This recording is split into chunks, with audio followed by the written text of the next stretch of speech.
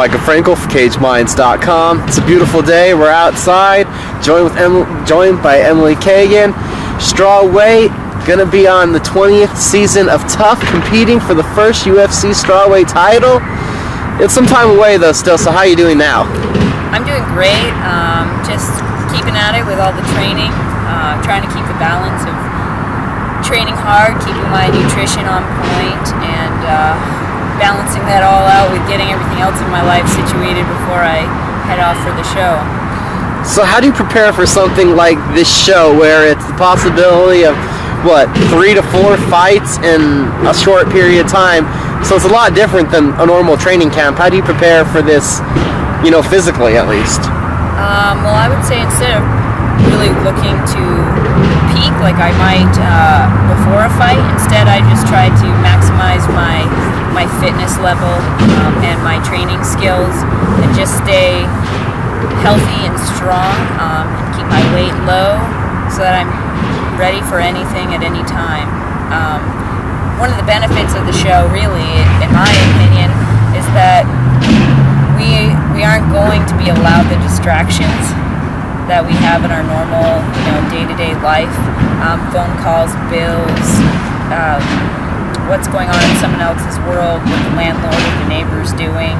Instead, I'll have the opportunity to just focus on my training and my nutrition and my goal to be the champion. So it actually should be quite a treat to get there and just be able to have everything provided for me and to be able to focus on just that one goal. And then, everyone's used to kind of picking up for fight week and moving, but what's it, on the personal side, like getting ready to leave your loved one for an extended period of time, pick up and just kind of bye everybody, and it's a real hush-hush time and everything. It is.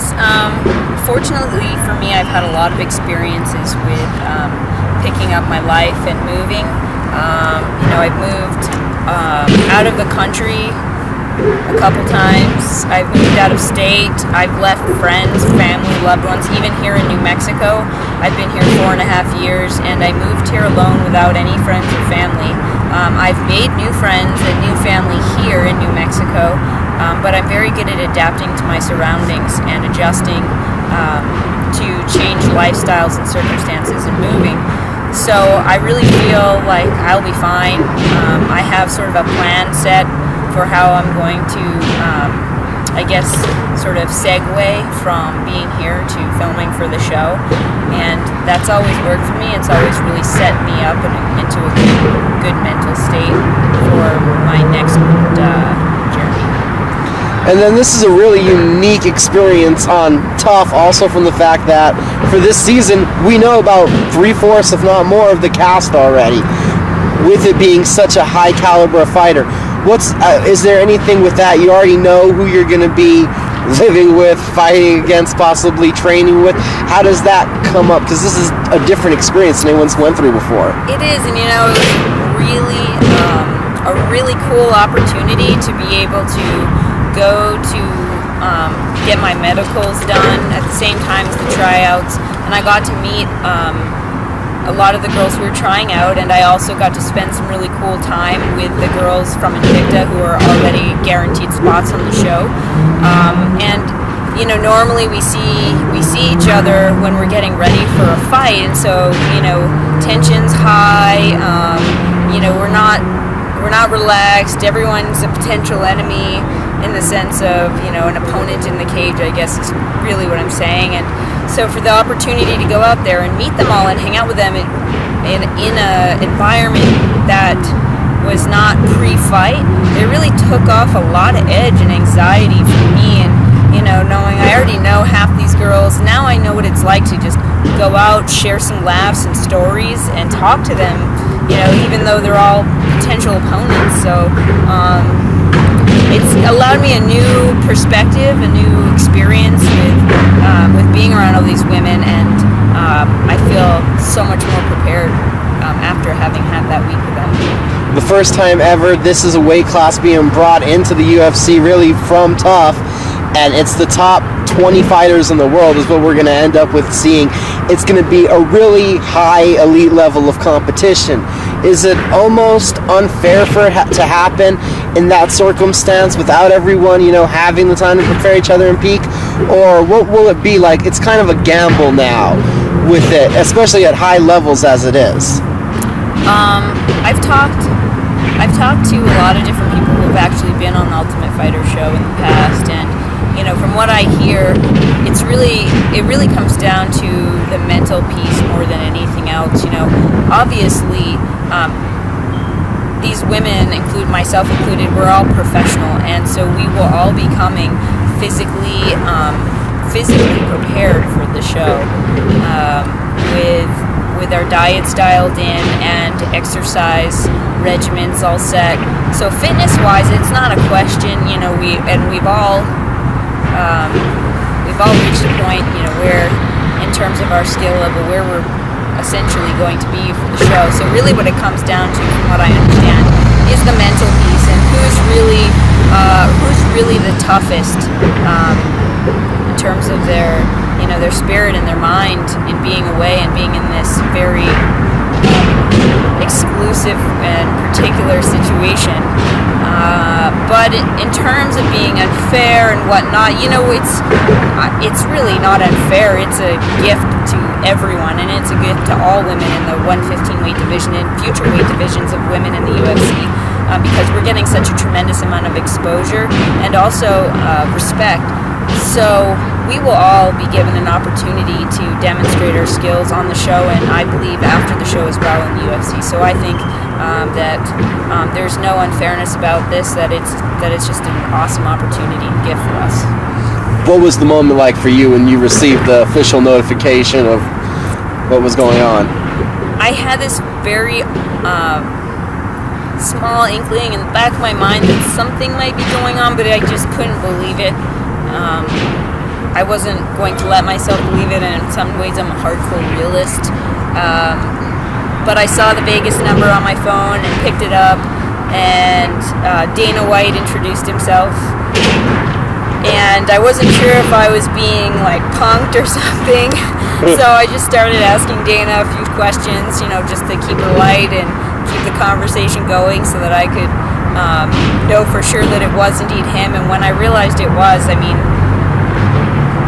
wow is all I can really say. It was just, it was like a dream come true. I told people jokingly, whoever's old enough to remember Ed McMahon of Publishers Clearinghouse, and I thought of all the commercials with Ed McMahon coming to the door with $1 million check and the people streaming and fainting, and it was that level of disbelief and just pure excitement. So pretty cool. So it's been about 10 months right now from when we're doing this interview of inactivity. What's that been like for you, the wanting to get back to action?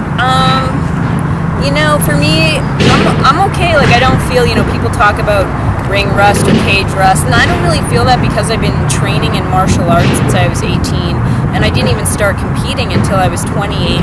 I've always been training consistently and thoroughly for all those years, just because I love it. I just love being in the gym. I love working on my skill sets, and then, take into account the fact that I'm at, in the world's best gyms at Jackson's MMA, and I have some of the best talent in the world here to help me.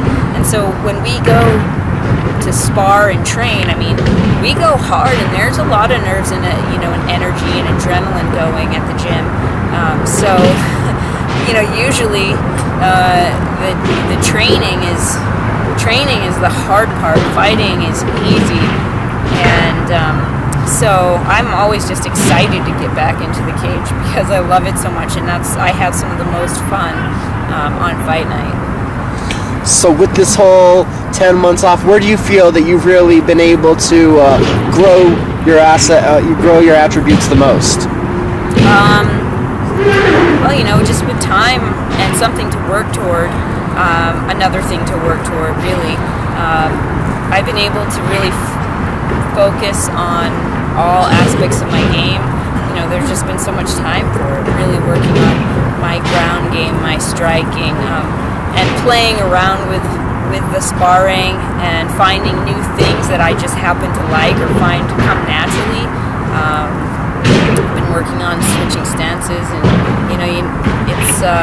it's fun just becoming a more versatile fighter with each month even.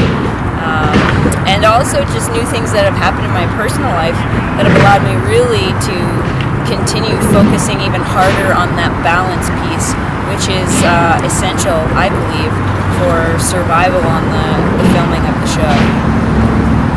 The mental, the physical, everything coming in line, coming together.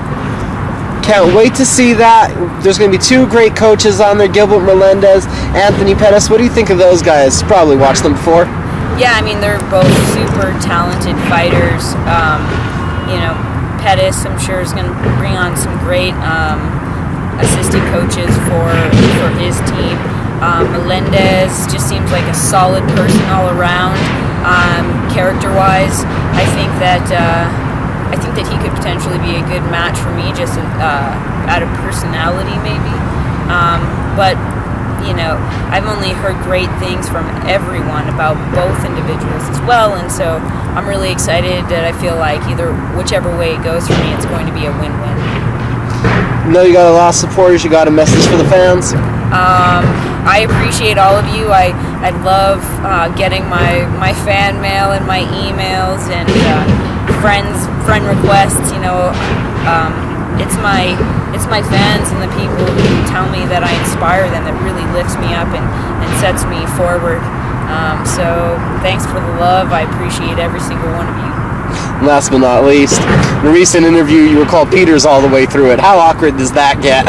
Actually, I try to go by Peters-Kagan. Both are last names, technically. One's my mom's and one's my dad's.